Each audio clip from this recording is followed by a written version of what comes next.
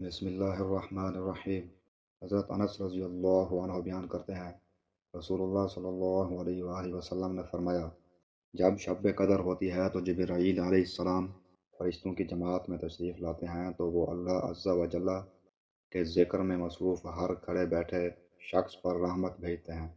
جب ان کی عید کا دن ہوتا ہے تو اللہ تعالیٰ ان کی وجہ سے اپنے فرشتوں پر فخر کرتے ہوئے فرماتا ہے، میرے فرشتوں، اس مزدور کی کیا جزا ہونی چاہیے جو اپنا کام پورا کرتا ہے؟ وہ عرض کرتے ہیں، پروردگار، اس کی جزا یہ ہے کہ اسے پورا بدلہ دیا جائے۔ اللہ تعالیٰ فرماتا ہے، میرے فرشتوں، میرے بندوں اور میری لونڈیوں نے میری طرف سے ان پر عائد فریضے کو پورا کر دیا۔ پھر وہ دعائیں پکارتے ہوئے نکلے ہیں، مجھے میری عزت و جلال، میرے کرم و علو اور اپنے بلند مقام کی قسم، میں ان کی دعائیں قبول کروں گا۔ وہ فرماتا ہے، واپس چلے جاؤ، میں نے تمہیں بخش دیا اور تمہاری خطاؤں کو نیکیوں میں بدل دیا۔ آپ صلی اللہ علیہ وآلہ وسلم نے فرمایا، وہ اس حال میں واپس آتے ہیں کہ ان کی مغفرت ہو چکی ہوتی ہے۔ مشکات المصابی، حدیث نمبر 2096۔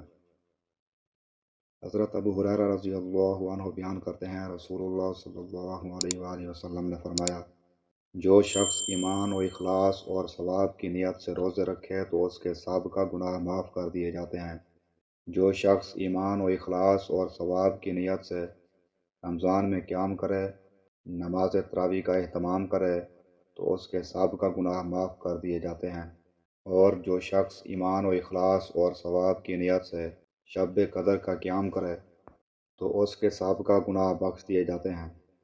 مشکات المصابی، حدیث نمبر 1958۔ حضرت ابو ہریرہ رضی اللہ عنہ بیان کرتے ہیں، رسول اللہ صلی اللہ علیہ وآلہ وسلم نے فرمایا، ماہ مبارک رمضان تمہارے پاس آیا ہے، اللہ نے اس کا روزہ تم پر فرض کیا ہے۔ اس میں آسمان کے دروازے کھول دیے جاتے ہیں، جہنم کے دروازے بند کر دیے جاتے ہیں اور سرکش شیاطین بند کر دیے جاتے ہیں۔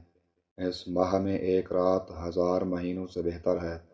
جو شخص اس کی خیر و بھلائی سے محروم کر دیا گیا تو وہ ہر خیر و بھلائی سے محروم کر دیا گیا۔ مشکات المصابی، حدیث نمبر 1962۔